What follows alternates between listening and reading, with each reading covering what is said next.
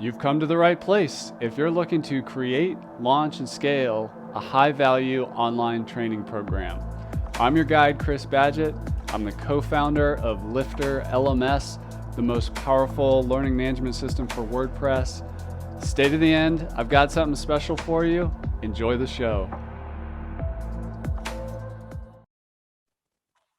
Hello and welcome back to another episode of LMS Cast. My name's Chris Badgett and I'm joined by a special guest. His name is Les Watson.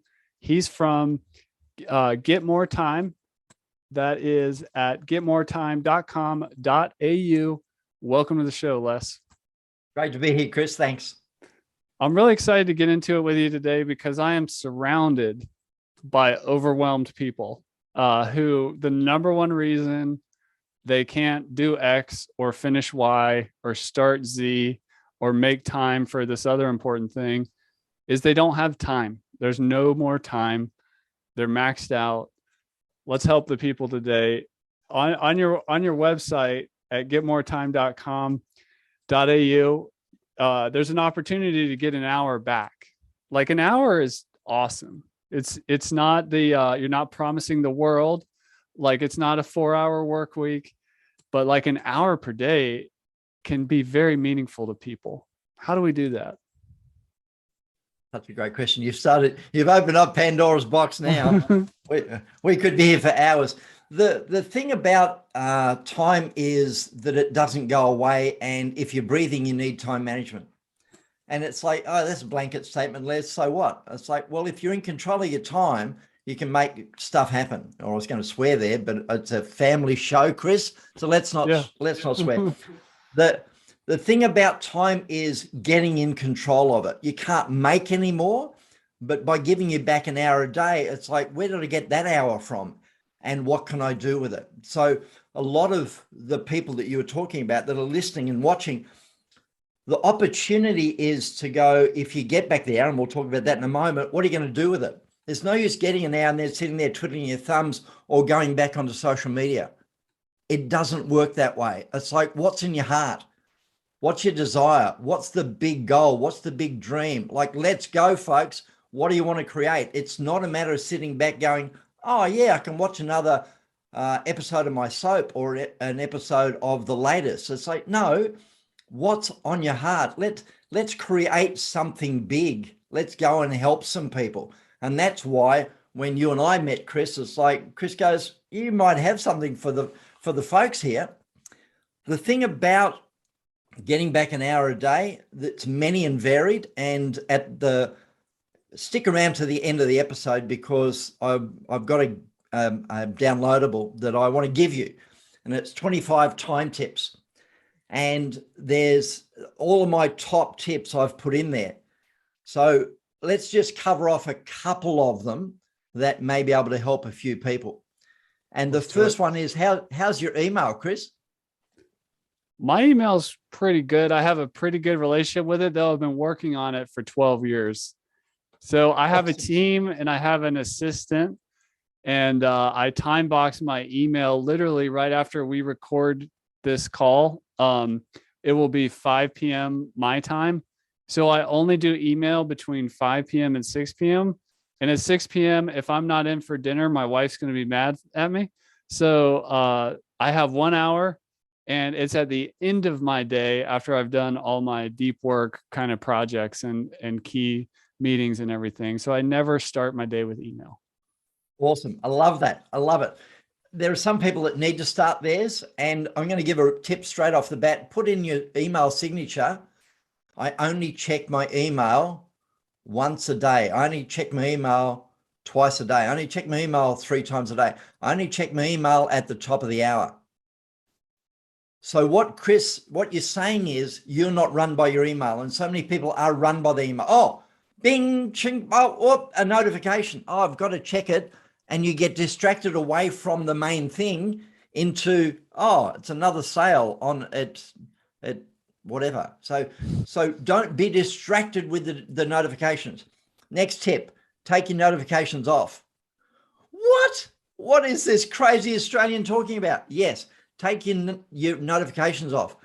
Take the ding off, take the pop-up off, so that you don't notice when an email comes in. Yeah, but what if someone needs something urgently? They can ring you. And I put that on my email signature as well. I only check it at the top of the hour. And if it's really urgent, give me a call.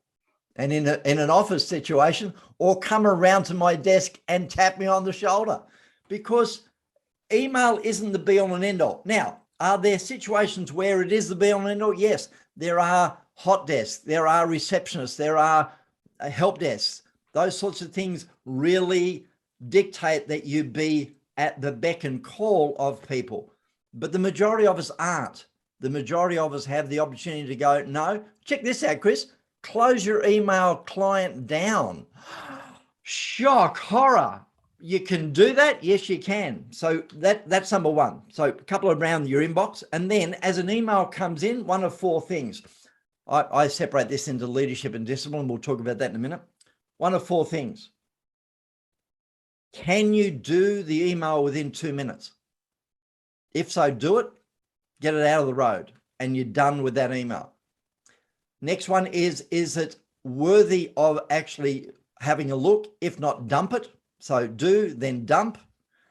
And if it's something you need to archive off, and again, dump it into a folder called I need to keep it, but I don't need to see it anymore. Do, dump. Next one is delegate. If it's not yours and you've got team members that you can delegate to, then delegate the email nicely. Don't just slippery Sam and Teflon Tim and get rid of it to them. So nothing sticks with Chris. It just goes straight through him to me. I hate that. No, be nice. Give them what the task is, when you need it by, and to what level, like is 80% okay, 100%, those sort of things. So do, dump, delegate. And the fourth one is decide when. If you can't do it within the 2 minutes, then decide when you're going to do it and make yourself an appointment so that you're able to do it at a certain. I can't do this one right now. I'm going to do it at 4:45, just prior to, checking the email, says Chris. And then from there, I will do that task. It's going to take me 15 minutes. So I decide when and I diarize it. So those four things: do, dump, delegate, and decide when. It leads to a thing called Inbox Zero. Have a look at it, Google it, or whatever you do in your search function, and have a look for Inbox Zero. Two guys, Merlin Mann and David Allen, they really went deep on Inbox Zero, and it works for a lot of people. It may not work for you. It may not work for you, and that's okay. Some people do Inbox Zero by the end of the week. Others do it by the end of the day, but it really works for a lot of people. They feel really clean. I had a guy who, when I said, what's wrong? He said, email. I found he had 6,000 emails in his inbox, and that's not the worst. I've had a guy with over 100,000, but that's another story. 6,000. I said, found your problem. I went, how many are current? And he goes, about 20. I said, great. Leave the 20 and take the 5,980 and put them in another folder. Call it demilitarized zone or 2022 or whatever you'd like to call it, but get rid of it out of your eyesight. And then from there, you're left with 20 emails. He said, I can do 20 emails. And by the end of the day, he was free and clear of his email because it was causing him so much angst. And he went home running and skipping and jumping and going, this is the best thing ever. Had a great night, came back the next morning, 7 emails in his inbox, and he was a new man. Inbox Zero. So there's a couple of tips around email, Chris. I love that. David Allen, Getting Things Done. I read that book earlier in my entrepreneur journey, and it literally changed my life. Like, I don't think I couldn't have gotten done what I've gotten done by not learning some of the skills in that book.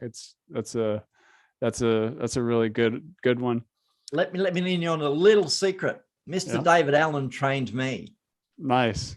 back in the mid 80s. And yes, that was a long time ago, but that's beside the point. He's an amazing man. He's an amazing trainer. And you said it changed your life.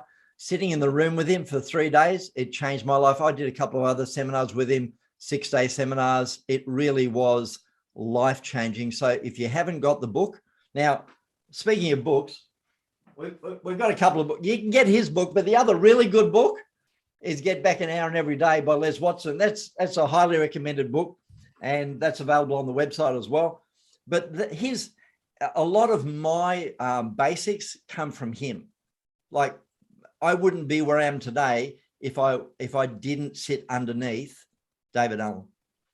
So what have you built on top of his? How have you gone further and really carved out this niche of getting an hour back a day? Like, what other what other useful frameworks can people think about time differently, or go through tasks or projects or planning differently? I'm not necessarily a builder. My wife's a creator.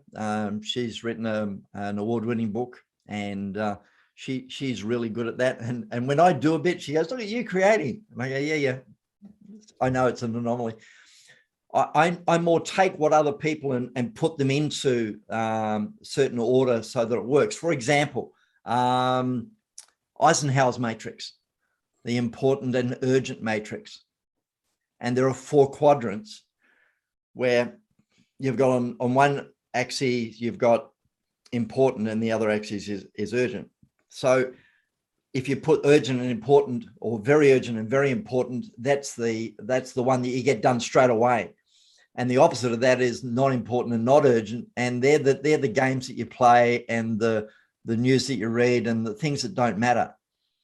So from one quadrant called get it done right away to the other quadrant called get rid of it. Don't even have it entertain you. And then you get another quadrant, which is urgent but not important. And then they normally come from other people called, I need this, I need this, I need this. Now, if you can, delegate that to somebody else, because it's not actually important for you. Maybe urgent for them, not important for you. Well, you need to, in this matrix, you need to spend time in the quadrant that is important and not urgent. So very important and not urgent. And that's where you do your planning.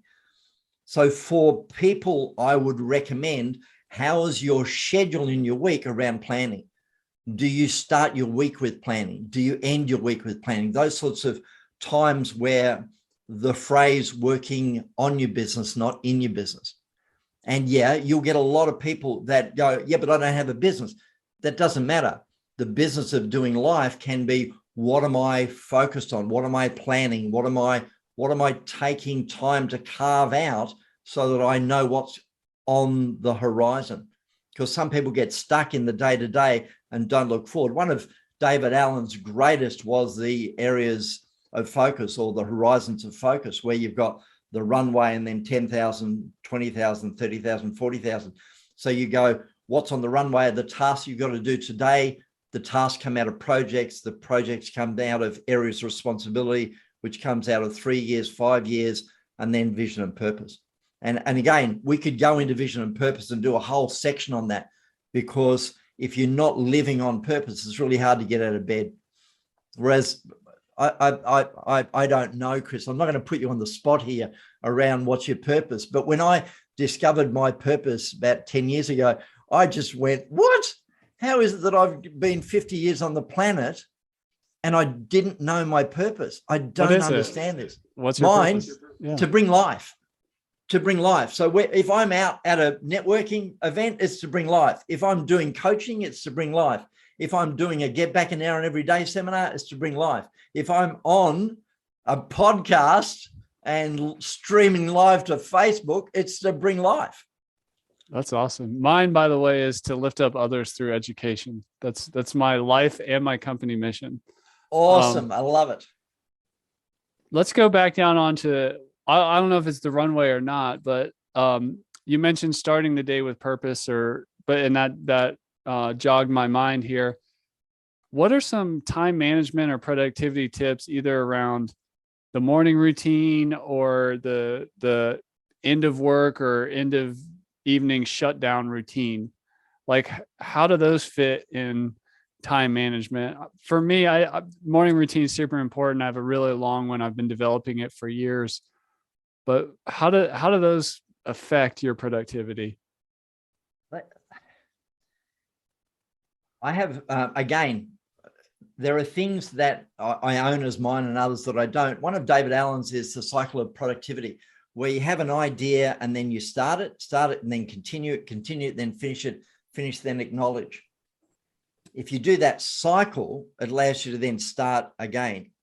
If you don't finish the cycle, it becomes an incompletion. And Chris is nodding because he knows what I'm talking about. And those incompletions sit in your brain and take up space. And every now and then, when you want to actually focus on one thing, you've got these 40 other things tapping on the shoulder going, yes, but what about me? Hey, but what about what? Hey, what about what? Are you sure? Are you really sure?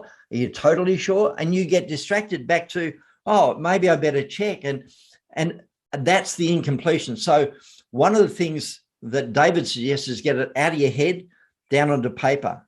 And I have a trigger list. If anyone wants to hit me up, I'm happy to give them a website that I can talk them through that trigger list. Again, it's just straight website that you can go to. And it has me talking you through the words that will trigger some of those incompletions.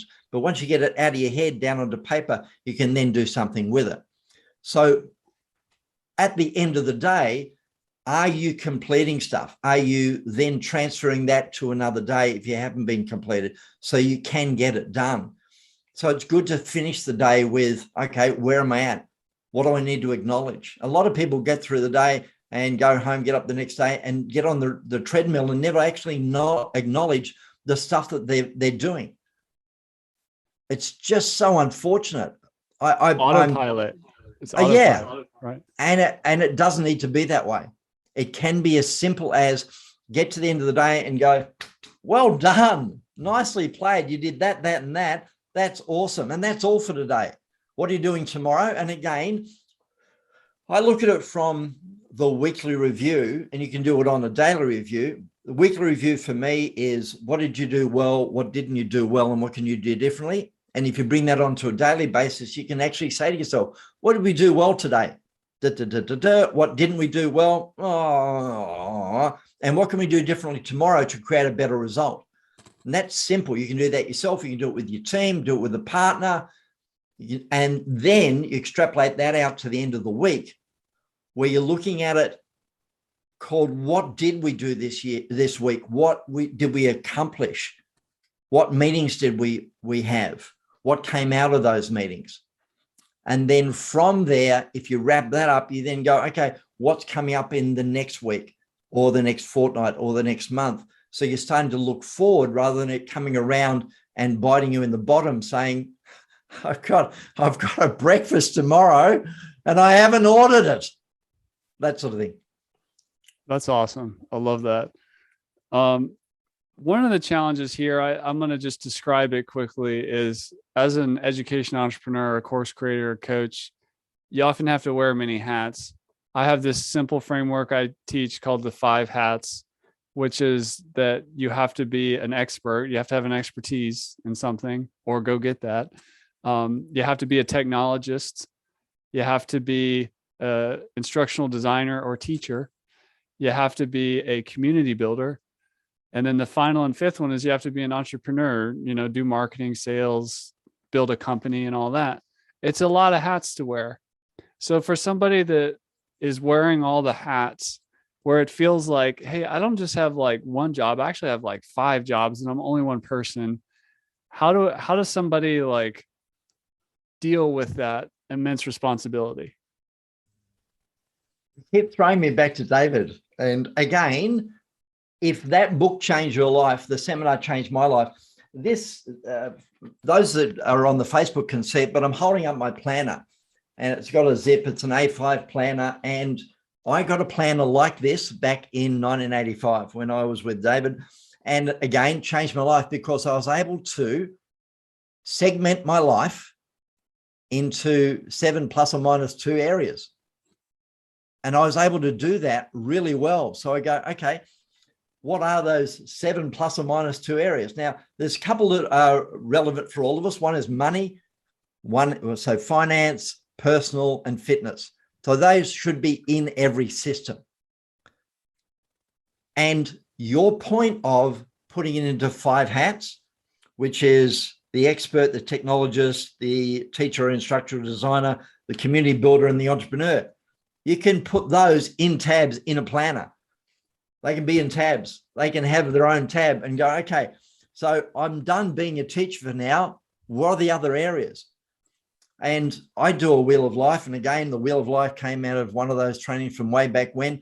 And my wheel of life, I get to do on a regular basis to go, what level of satisfaction am I in those areas in my life? So you can look at it and say to yourself, if you're wearing those 5 hats, what's my level of satisfaction about being an expert? Am I happy with it? Am I satisfied with it? And do I want to do anything with it? Because if I'm a 5 and I'm satisfied with if I'm a 5 and I want to be an 8, then I probably set some goals and some tasks to do something about it. Again, you can go through the whole lot. So it really is a segmentation, taking your life and taking it into, well, what are those areas for you? Now, if I open mine, the way they look at the moment, I've got work, marketing, writing, because I'm writing a second book. I've got wellness, fitness, finance, personal. I've got a group I meet with on a monthly basis, BBG. I mentor people. I've got an MC role for Localize, and I've got a connect group. So there's a lot there, but they are in separate pieces. So if I need something, I'll dump it in there. And when I need it back again, I just go to that tab. I don't need to be searching on my desk, like, where did I put that piece of paper? It's got to be, Chris, it's got to be around here somewhere. Just one moment. It's on a slip of paper. No, it's on an envelope. No, it's on the back of a napkin. No, it's in my planner. And because it's in my planner, it's in one of those areas. And I can just go straight to it. I love that. And what are some tips you have around the challenge with segmentation? One of them is turning the corner and like closing that tab and opening that other tab. I think the classic example you hear is very broadly, I'm an entrepreneur. I'm working all day, feeling guilty. I'm not spending time with my family. And then I'm spending time with my family thinking about feeling guilty about not working. Like, how do we when we like change to a different segment, how do we do that without guilt and also just let go and give that thing full focus without carrying the other one kind of in the background of our mind? Yeah, I love these questions. They are awesome because there's 2 things. The first thing, second thing is Pomodoro, and we'll get to that in a tick. The first thing is communication. So communication to the people in your life. So if you're guilty around work and home, you need to have a conversation about that. Too many people hold on to the guilt, don't talk to the other person, and they hold on to the guilt thinking they need to hold on to the guilt. And the other person's free and clear. It's like, hello, is that serving you? No, it's not. So get over it or communicate it. It's called, oh, I was off, or no, you need to do something different. You need to be home at 6 every night because I need you. So that communication's really important. And you can do that with a significant other, but you can also do it with a business partner, and you can also do it with your boss. And work-life balance, if there is such a thing, has shifted so much nowadays that you need to have that conversation and go, I feel guilty if I don't, and have your boss respond. Because if they're pressing you to do something that you don't want to do, that's not working for your mental health, you need to have a conversation about it. Because if you're not having a conversation about it, you're actually heading towards a Mack truck, and no one wants that for anybody.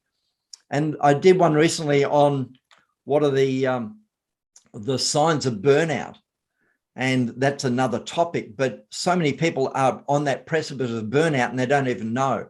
And I really encourage people to, particularly for blokes, particularly for men, for the male species, that need to get over this thing of I've got to keep it all bottled up. We need to start talking about it more and more and more. And that's why having a mate is the old Aussie mateship and the American mateship and my mate, and having a beverage, whatever your beverage is. For Australians, it's let's have a beer, but you can have a coffee, you can have a water, you can go for a walk and talk about it. And it's not a matter of let's go for a walk, I want to open up, and you open up immediately. Maybe it's in the last 5 minutes you actually get to the area you want to talk about. but give yourself the opportunity to talk about those things that don't work for you. So that's that one, conversation. And the other one is, how do you turn the corner? Thank you, Chris. How do you turn the corner? How do you turn the corner from this task to the next task? And Pomodoro is one of those ways that you can do that. The Pomodoro technique is 25 minutes on and 5 minutes off. And the 25 minutes, so the word Pomodoro comes from the Italian pomodoro, which is Italian for tomato. So the little timer, there it is. I've got one right here. Look, for those that are on YouTube, you can see me holding up a little timer that looks like a tomato. And it's set for 25 minutes and it ticks. And what you have the opportunity to do is look at that task, work on that task, go for that task for 25 minutes. And when the timer goes off, you go, I'm done. And you walk away, have a break, go to the bathroom, do whatever you need to do, clear your head, and then come back and do the next task. If you are trying to segment it from one division to the next division to the next division, you could start with one division, do your Pomodoro, and then go, okay, that's that division. I'm going to move to another one. I'm now going to go to community builder and do that from there. So that's one way of doing it. Segment it, have a timer, and enable it to be the tap on the shoulder called stop, go and do something else. I love that. You mentioned it and I can't help but ask, what is it? Because I know it affects a lot of people, especially entrepreneurs and course creators and freelancers. What is the kind of counterintuitive or sign of burnout that you should look for in yourself or in your friends or whatever? Like when it kind of sneaks up on you, right? When should we start to maybe have some concern? It's a big topic and it's probably for another day, but if you are exploding at nothing, if you've got no passion, if even taking the small things in life that don't mean anything anymore, you're biting people's heads off, those sorts of things that can sneak up, and you need to, number one, check yourself, but also have other people check you. Can I give you some feedback? And most people run a mile. No, or no, not right now, and they never get back to it. So have people to speak into your life. I have a model. It's the easy model, ES and I, and those that can that are watching on the video can actually see that I have a model with me, but it's an ES and I. So the three-legged model of external action, internal focus, and support. And it's actually huge that a lot of people don't let people support them. No, Chris, I'll do it myself. I'm fine. No, I'm fine. No, all good. And everyone around them can see that they're drowning, but them. And what happens is the ego gets in the road and stops them from being supportable. So that's number one. Are you supportable? Number two is, do you ever ask for support? Do you ever go out of your road and go, excuse me, Chris, I was wondering if you could give me a hand. Now, if Chris is busy, he could go, no. What I then don't do is crawl up in the corner and go, nobody loves me. Everybody hates me. I think I'll go and eat worms. See, Les, it didn't work. I went and asked Chris and it doesn't work. Well, that was only one. Go and ask again and again and again and again, because there'll be somebody in your life that will give you a hand. There will be somebody in your life that will support you. There will be somebody in your life that will help you, but you need sometimes to get off your own case and ask. So that model, and there's other legs to it, but one of those legs is support. And a lot of people need to reach out. They need to use the support that's available and get off their ego. That's awesome. You mentioned your purpose was to bring life. Am I right? Yep. And I love what you said too. I more recently figured out that kind of cadence of, the 10-year vision, the 5-year, the 3-year, the 1 year, the quarters, the months, the weeks, the day, and how it all like rolls up. But if you don't really have that kind of mission, vision, values thing at the top and the purpose stuff, it's a lot harder. How did you find your purpose of bringing life? Yeah, I was very fortunate. I was working with an organization, and I was providing seminars and bringing other experts in. And one of them was looking at planning and marketing and business planning. And they came up with this one-page plan. And in the one-page plan, they had 2 hours, and I was assembling the people and enrolling the people, but I was sitting in the course as well. And I had my sheet in front of me, and he said, and one of the things here is your purpose, and you need to work out your purpose. And it was a 2-hour session, and I'm going, I'm not going to be able to work out my purpose in 2 hours. I mean, what? And no, that's not going to happen. So I grabbed my sheet and I tucked it away and came home, and I said to my wife, Mary, her name is, I said, Mary, we need to go to a coffee shop on Saturday morning, and I need you to walk me through this line of questioning around my purpose. And the line of questioning is, why do you do what you do? And the normal answer for most people is money. Okay. And why is money important? Oh, because it enables this, this, and this. Yes. Good answer. And why is that important? And you just keep asking the why question until you get to a bottom line. And Chris, you've got your bottom line. You can't go any deeper than that bottom line, or in the ascendancy, you can't get any higher than that. So there's nothing above that. There's nothing beyond that. So for me, to bring life was the bottom line for me. It's like, and when I hit it, the lights went off, and I've gone, what? That is amazing. And my wife said, it's so true for you. No matter where you go, you bring life. And I just prior to this, I did a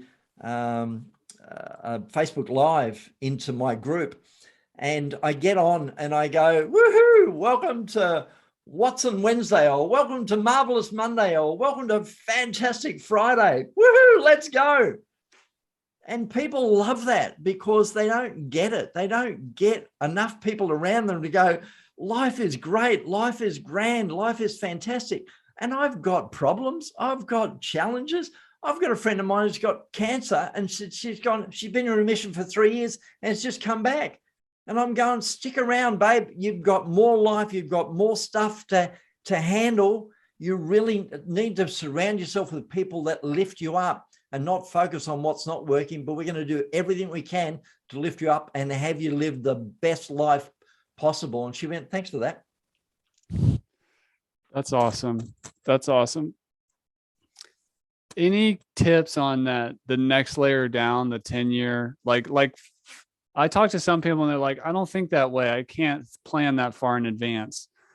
So like you kind of have the big kind of themed plan, but then to actually get some clarity, like if you're going to visualize where you want to be in 10 years or your business or whatever, how do we do that? That's great. If you've got a purpose, then you do ask yourself that question, where do you see yourself in 10 years? What's the vision that you have for yourself of your business in 10 years? Or you could go to the end of your life and go, if people were standing around your gravesite, what would they be saying about you? What did you create? Like, what contribution did you make to the world? And it doesn't necessarily mean to the world, but in your world, what's the contribution? What impact did you make? And we can all make a contribution, even if it's to lost dogs, even if it's to animals, we can all make a contribution.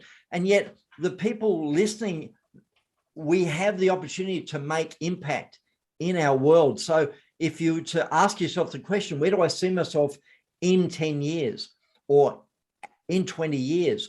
What's that impact? And if you flesh that out, I want to have this company or this amount of money or this amount of friends or have this sort of impact in the world, then if you have that, you can paint that picture and go, if that's that in 20 years time,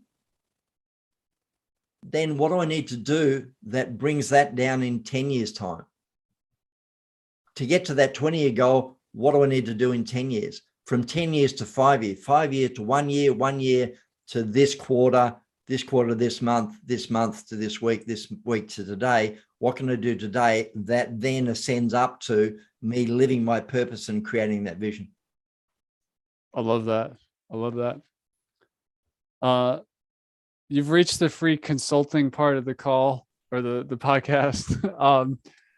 So one challenge, it sounds like I read a lot of the same books as you and follow some of the same people. Like I love this stuff, like write your eulogy. And my wife thinks I'm crazy. I want to get my tombstone made and keep it outside of in the yard to remind me of like, hey, time's short, make it count. I love it. But what I like, productivity is a lifelong journey. It's like you never arrive. Like you can always get better, or even just not necessarily get more time, but get more relaxed through the process. It's an art that never finishes. I feel like I'm somewhat of an advanced productivity nerd, but I feel like I've hit a wall. Like I don't know how to sharpen it more. Is it like, where do I look to, not that I have to always be improving or whatever, but if I'm fully engaged, or at least I feel like there's not further to go. Like, how do we break through the next barrier of productivity when we feel like we've maxed out? Because, I look at, there's famous entrepreneurs out there. Well, that person's 100 times more productive than me. Not that it's a race, but where can we look to find gains when we've already been on the journey for a while? Very good. And again, you've got coaching, I've got coaching, I have a coach, and I am a coach. So number one, get a coach. So Chris and I'll get off the call and I'll go, so when do we do the next call so I can coach you, Chris, on taking you to the next level? And the opportunity for everyone is to get a coach. And whether that's a coach or a mentor or someone outside that you can take, if you are so honed, and I'm not saying you, Chris, but if we are so honed, then sometimes we have blind spots. We can't see the wood for the trees. We can't get out of our own road. And therefore we need somebody else. So talk somebody else through your process of what you're trying to create. What is your long-term vision? What is your purpose in life? What's your long-term vision? And talk them through the 20-year plan, the 10-year plan, the 5-year plan, and the 1-year plan. Talk it through. Get it out of your mouth, out of your head, out of your mouth, out to somebody, and write notes as you go, because no doubt you'll go, oh, I forgot that. Oh, I forgot that I was passionate about that. I'm so thankful you listened to me. I'm back on track, and you're off. And the coach goes, but I didn't say anything. And that's because it's not about necessarily somebody else, but you need to get it out of your mouth, and they can feed it back to you to go, you're on track, and you're good at what you do. And if you just move that little bit, oh, thanks for that, and you're off and running. So don't think you have to do it yourself. Get someone alongside you. Get a coach, get a mentor, get a friend that can walk you along the process. Like you said earlier, sometimes people have a hard time asking for help. So that's really sound wisdom you're giving there. You've got a gift for everybody. It's at getmoretime.com.au/time tips. Tell us again what they can get if they go visit that link, which is also in the show notes for the podcast and under the YouTube video. Awesome. It's 25 time tips. It's the culmination of everything I've got. It's like it's in a PDF, and it's something you can download and run with. You can walk yourself through the 25. Am I doing this? Am I doing this? Am I doing this? Like the first one is, do you have a trusted system? Going back to our good friend David Allen, do you have a planner? Do you have somewhere that you get it out of your head down onto paper? And I take you through 25 of those that really will give you the opportunity to increase your productivity and maybe get back that hour a day. So from there are other things that we can do, but get that one first of all, and let's start a conversation. You can get in touch with me for that free download of the what's the words. What's the word that I'm looking for, Chris? Help me out here. The 25 time tips? No, 25 time tips, and there's another one, which is it just escaped me. It's the trigger words. So the trigger words, and again, there's more for that, but start with the 25. The 25 will set you up. The 25 is a do-it-yourself opportunity that you can download and run. But if you want more than just the 25, and you want someone to walk along with you, I'm happy to have that conversation. There's an opportunity on the website, getmoretime.com.au, that we can have that conversation. You just tick the box and let's have a chat. Let's talk from the other side of the world, Chris. That's awesome. That's at getmoretime.com.au/time tips for the resource. One final question for you. Whether there's a expert or coach type person or somebody who's building a learning platform for a client, they often run into in their work with their customer or client, or potentially even with somebody they love in their personal life, somebody that they care about that says they don't have more time, that is not necessarily as much of a productivity nerd like you or I, or necessarily as personal development focused, but yet our heart as a coach or as a partner or a friend to someone we love, we want to help that person who's they have hit the wall of time. Can we help them? Can we save people that are, they say they don't have any more time to do whatever it is, focus on their health or start that business they've been talking about for forever, or take up that hobby that they said that would make them be less stressed, but they don't have any time? Can we help somebody who is blocked?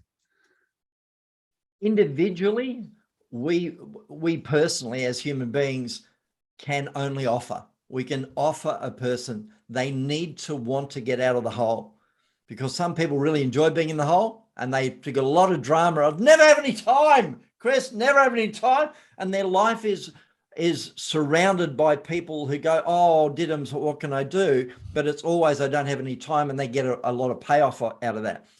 The question would be, are you happy there, and would you like to move? Would you like to get more time back in your day? And if they say yes, then you can start that journey. And make an offer.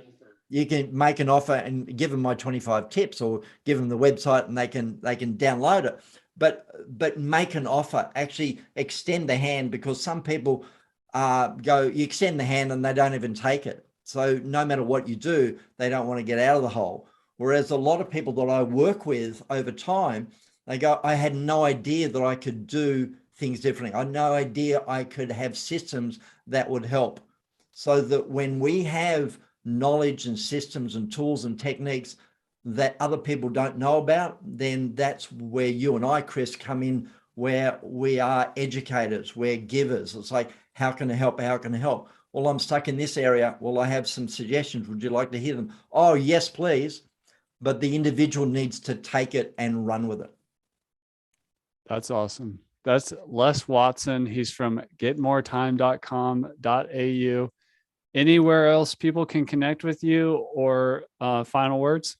Everywhere. I'm on Facebook. I'm on Instagram as Time Lord Les. Some would say Time Lordals, but it's not. It's Time Lord Les. And creating success coaching. Happy to have a conversation with anybody. Please reach out. It is one of those things that so many people don't take the action. And my invitation is take the action. Hear this, immediately download the 25 tips and get an email to me so that we can have a conversation.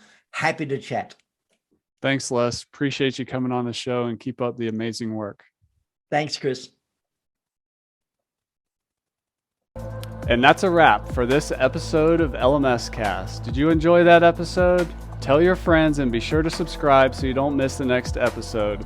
And I've got a gift for you over at lifterlms.com/gift. Go to lifterlms.com/gift. Keep learning, keep taking action, and I'll see you in the next episode.